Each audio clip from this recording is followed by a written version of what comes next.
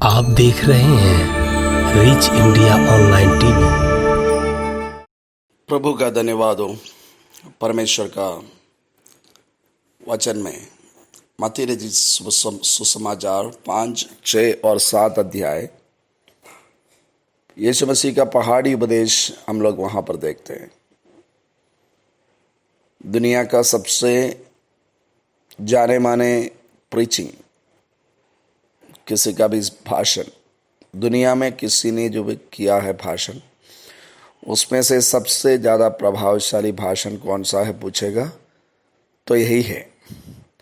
हमारा राष्ट्रपिता, भारत का राष्ट्रपिता महात्मा गांधी हर दिन ये पहाड़ी उपदेश पढ़ते थे।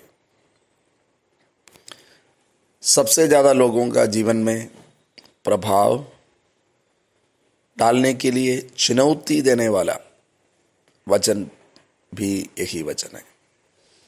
यीशु मसीह का पहाड़ी उपदेश मत्ती रचित सुसमाचार 5, 6 और 7 अध्याय में पाए जाते हैं। हम लोग उस पहाड़ी उपदेश को जानने के लिए, सीखने के लिए परमेश्वर में भरोसा करते हुए पढ़ना चाहते हैं। उसका पहला पद में लिखा है, वह इस भीड़ को देखकर पहाड़ पर चढ़ गया और जब बैठ गया तो उसके चेले उसके पास आए। वह इस भीड़ को देखकर पहाड़ पर चढ़ गया। यीशु मसीह भीड़ को देखा तो यीशु ने क्या किया? पहाड़ पर चढ़ा।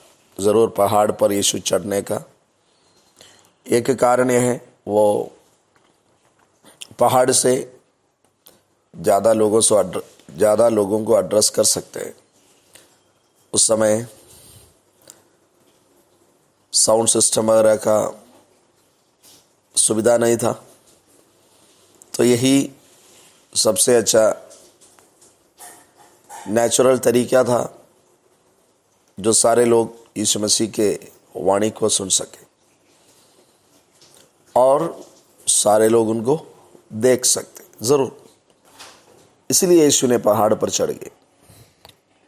लेकिन जब इस पद को पढ़ते हैं तो जैसा हम इस पद को पढ़ रहा था तो एक और बात हमारा मन में जो परमेश्वर ने डाला वो ये है, वो भीड़ को देखकर पहाड़ पर चढ़ गए। मतलब भीड़ को देखकर यीशु भीड़ के साथ नहीं रहा, वो पहाड़ पर चढ़े। मतलब यीशु मसीह ने अपना स्टैंडर्ड, अपना तरीका, उन्होंने जो स्तर उनका है उससे थोड़ा भी नीचे नहीं आया। दुनिया भीड़ का आधार पर चलता है। इलेक्शंस होता है, रैलियां होती हैं, तो लोग देखते हैं कितना बड़ा भीड़ था, तब उस भीड़ का नज़दीक जाने के लिए लोग कोशिश करते हैं। जो लोग अगुवे लोग हैं वो भीड़ का आधार पर अपना पॉपुलैरिटी को काउंट करते हैं। लेकिन यीशु इधर भीड़ को देखकर पहाड़ पर चढ़ गए। यीशु मसीह कभी भी भीड़ से प्रसन्न नहीं था। दुनिया भीड़ का आधार पर चलता है, लेकिन यीशु मसीह भीड़ इकट्ठा करना कभी भी यीशु मसीह का उद्देश्य नहीं था। फिर यीशु का उद्देश्य क्या था वो हम लोग देखेंगे। तो यीशु ने उनके लिए स्वर्ग राज्य का एक रीति तरीका बनाया हुआ और वो उस तरीका में भीड़ को प्रसन्न करने के लिए थोड़ा सा भी मिलावट नहीं करेंगे। इधर जो यीशु भीड़ पर चढ़ गया, पहाड़ पर चढ़ गया, इसका अर्थ जरूर यह है यीशु मसीह उस भीड़ को एड्रेस करने के लिए सुविधाजनक जगह पर गया। लेकिन एक बात हम याद रखें, यीशु मसीह भीड़ को खुश करने के लिए उसके साथ रहने वाले नहीं हैं।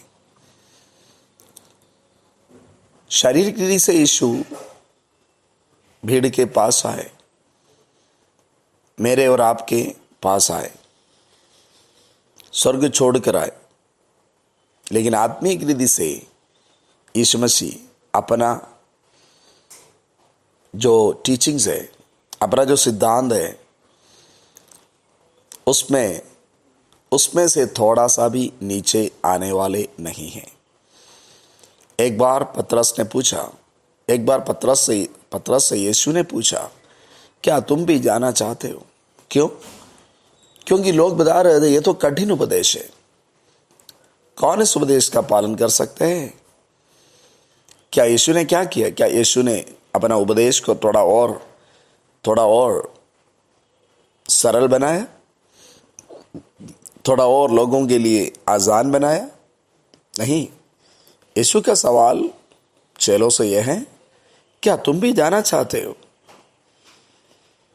तो मतलब हम अगर यीशु के पीछे चलने का इरादा रखते हैं तो याद रखें, शारीरिक रीति से यीशु हमारे पास आए, लेकिन आत्मिक सिद्धांतों में कभी भी हमको भी साथ रखने के लिए यीशु हमारा मानसिक सिद्धांतों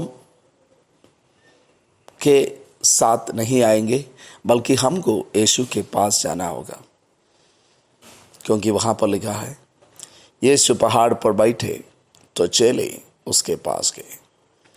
तो प्यारो, जब हम लोग इस पहाड़ी उपदेश को मनन करते हैं तो एक बात हमको शुरू में याद रखना है, यीशु मसीह का सिद्धांत, उसमें कभी भी कोई मिलावट नहीं होगा।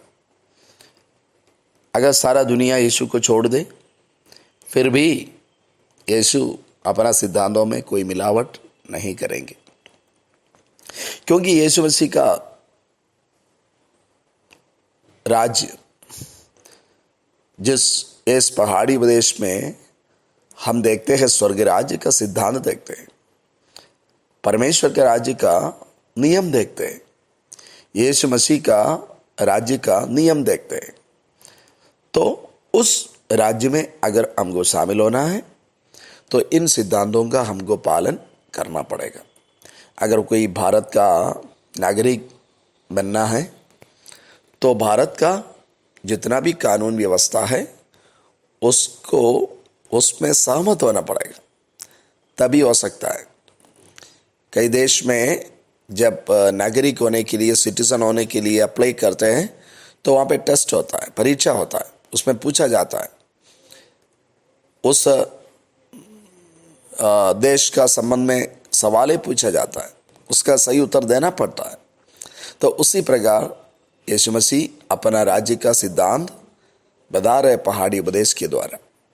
तो हम शुरू में ही एक बात याद रखना है, यीशु मसीह अपना सिद्धांत जो बनाया है उसमें मिलावट नहीं करेंगे, बल्कि हमको उसके साथ देना पड़ेगा, बल्कि हमको उसमें शामिल होना पड़ेगा। जी हाँ, तो परमेश्वर, क्योंकि यीशु मसीह का जो सिंहासन है अटल है। यीशु मसीह का जो सिंहासन है वो भीड़ का आधार पर नहीं चलता है, वो तो हमेशा के लिए अटल है। इसलिए हमको ज़रूरत है यीशु मसीह का उस राज्य में शामिल हो जाए, उन सिद्धांतों में हम शामिल हो जाए। परमेश्वर इसके लिए हमारा सहायता करे। धन्यवाद परमेश्वर, आपका राज्य का सिद्धांतों में हम बने रहने के लिए हमारा सहायता करे। धन्यवाद यीशु के नाम से मांगते हैं, आमीन। प्रभु आपको बहुत आय से आशीष दे।